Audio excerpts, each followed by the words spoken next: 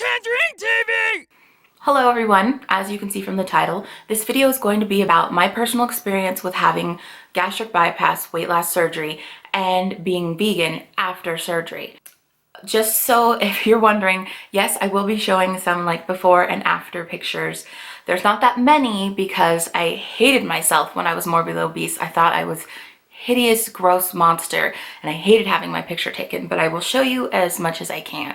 I'll also show you pictures from when I was my thinnest, as obviously I have gained some of the weight back, but when I was my thinnest, I still hated myself. I still thought I was ugly, so there's not that many pictures of that either. I don't want to say that I'm a liar, but I've been very deceiving in my videos because I do show you that I'm eating vegan food, and I do. I go for weeks at a time and I'm vegan and I'm great, but then I start to feel like hungry and tired and lethargic and worn out, and then these cravings just come in and my body's like telling me to get these nutrients in, and the quickest way that I know how to do it is animal products, and that's terrible, I know, but my body will just be screaming at me like, eat some chicken, eat some eggs, and I give into that, and then, you know, I'll feel better for a little while after I eat it, but then I morally feel horrible because I, you know, am hurting animals.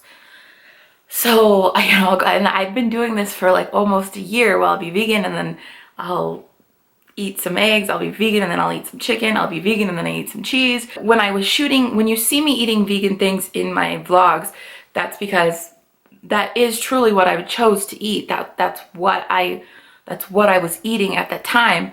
Now the next week, if you see a video where I don't show you what I eat, it's probably because I ate something with animal products in it and I was ashamed to actually film myself doing that. So I apologize for being deceptive and being a liar, but that's why I wanted to make this video, so that one, I can be accountable for myself, and that two, you guys can hold me accountable to what I'm eating and what I'm doing. The question is, can you be vegan after weight loss surgery? My answer is yes. But I think it's like 20 times harder than it is for somebody who hasn't had their stomach, you know, cut into pieces. The surgery that I had is called a Roux-en-Y. And what it is they've actually cut the top part of my stomach and made like a tiny little pouch, and then redirected my intestines to attach to that pouch. I still have like a part of my stomach in the bottom which holds the digestive juices. My main stomach is actually a little bit higher, kind of close to where my diaphragm is. I had my surgery, it's been about 10 years since I've had my surgery.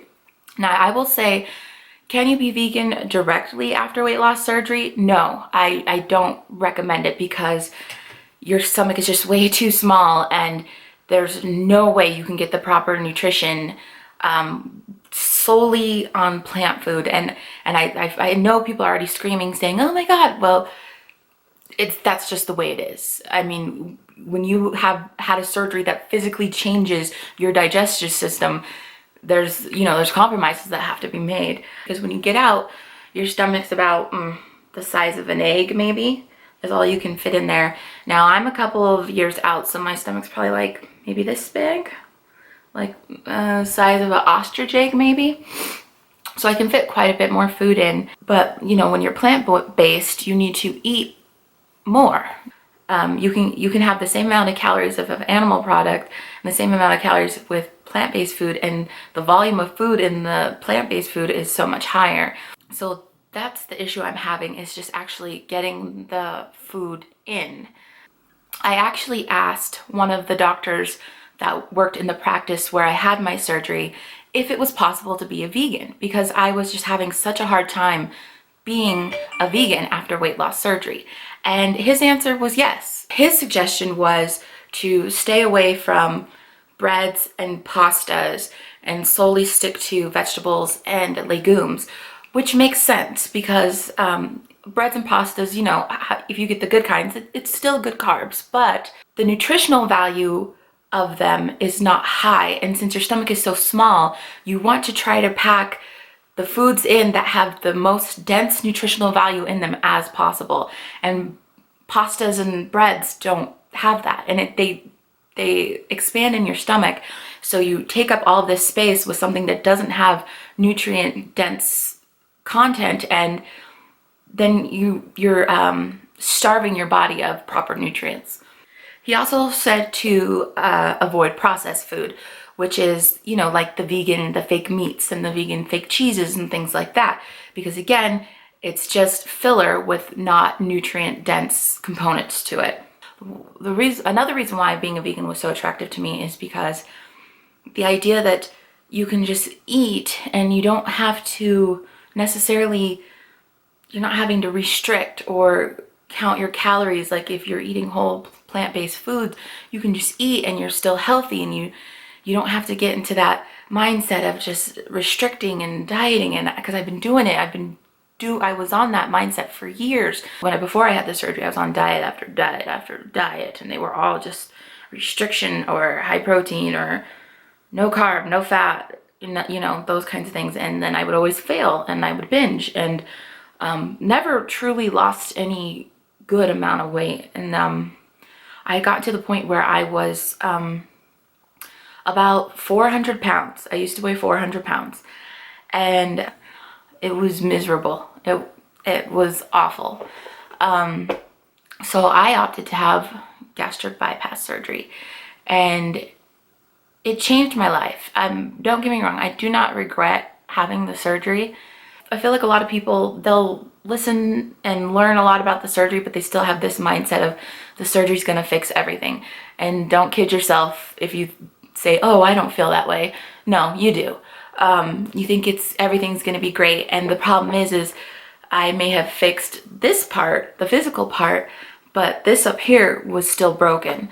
And after the surgery, I lost a lot of weight really fast, and I was fitting into clothes that I thought I could never fit into. I was doing things I could never do before, and I actually started going to the gym and working out. And then when I was working out, I was like getting muscle, and I was getting really thin, and then started like the restricting even more. Even though I was on a diet, even though I was on I had the surgery that was already limiting my calories, I started going on like diets again.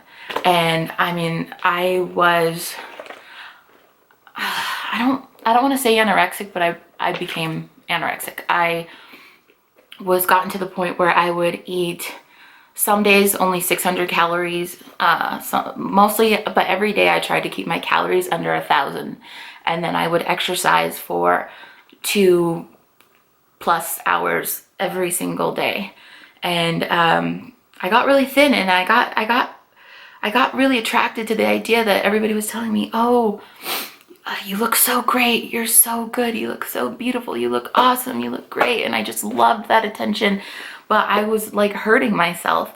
And finally, because I was just so deprived, and I was in college at the time, I had an emotional breakdown in the middle of class one day, and that was rough. I don't want to cry.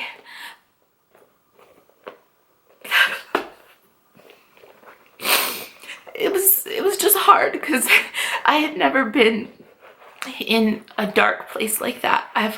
Even though when I was like morbidly obese, and I was still trying to be a pretty happy person, and I had never been so dark in my whole life. I just like felt hopeless, and it was because I wasn't feeding myself, and my brain was starved. I was starved. So I just stopped going to the gym, and I didn't want to diet anymore. And I kind of did like a flip around. I just stopped everything. And then of course, because I stopped exercising and lifting weights and stuff, I started to gain some weight back. And I'm nowhere as big as I was back then, but I'm still pretty big. Back then I was like a women's size like 28, 32. Now I'm like a 16, 18, but I had gotten down to a size 6 at my thinnest weight. And for me, that was like ridiculously small because I'm 5'8" now, but I'm supposed to be 5'10", but because I have scoliosis, I'm a little bit shorter than I'm supposed to be. So I'm not like a small person. So for me to get down to a size 6 was like just way too skinny for my frame. Like, I mean, I can palm a basketball. I'm pretty, I mean, I'm just a big person overall. I'm tall. So anyway, that I said I wasn't gonna get off on a tangent, and I totally did. I'm sorry. I made it like a little DIY video about how I made this. I got myself a food journal, and I didn't want to do this because that's what I used to do when I was anorexic. Was I wrote everything down, every little thing that had passed my lips, I'd write it down. And so having this has given me a little bit of anxiety because I don't want to go back to that place.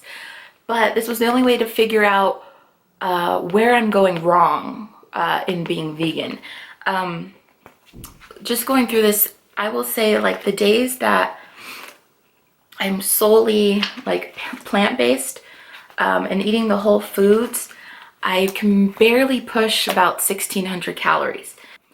And then the days where I go over 1,600 calories are the days where I'm having food that has higher fat in them.